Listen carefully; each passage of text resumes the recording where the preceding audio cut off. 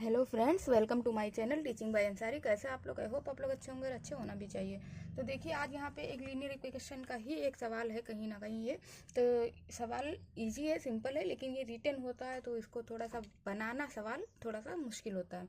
तो यहाँ पे लिखा हुआ है दो संख्याओं का योग 24 है। दो संख्याएं हैं और उनका योग क्या है? 24 है। उनमें से एक संख्या दूसरे की दो गुनी है। संख्याएं बताइए।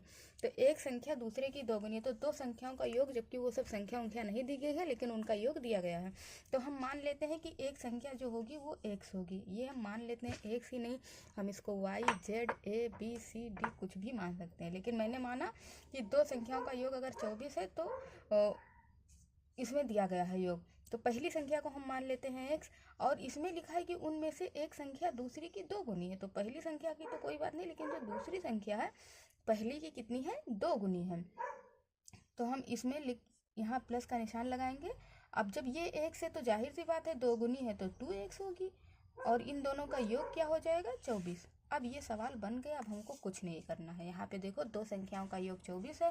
ये पहली संख्या, ये दूसरी संख्या है। पहली संख्या दूसरी संख्या पहली से दो गुनी है, तो ये सिंगल है और ये इसका डबल है।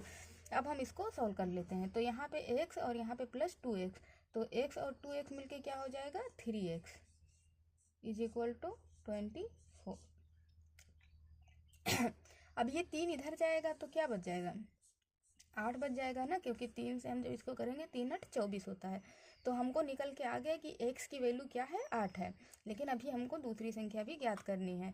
तो यहाँ पे दूसरी संख्या है। अब दूसरी संख्या दो गुनी थी, तो x की वैल्यू तो 8 है, और दो दुगनी करना है तो भाई 2 से गुणा करना पड़ेगा। तो कितना हो जाएगा? 8 दूनी 16। और जब हम 16 और 8 ऐड करेंगे तो कितना आ जाएगा? 24 आ जाएगा।